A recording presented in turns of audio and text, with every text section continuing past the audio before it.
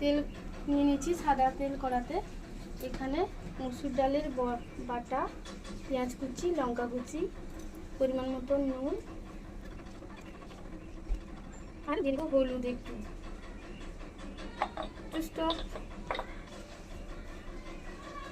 অল্প করে হলুদ দিয়ে দেবো। এটাকে মাখিয়ে ছোট ছোট বড়া করে নেব। তো এই যে ছোট ছোট করে মাখিয়ে নিয়েছি, সুন্দর করে ছোট ছোট করে বড়া ভেজে নেব।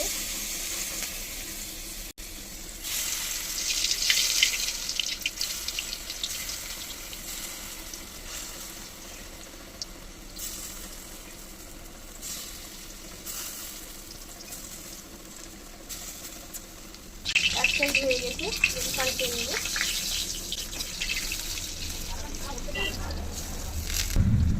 বড়া রেডি। সুন্দর লাল লাল হয়েছে। আমার সব কটা বড়া রেডি।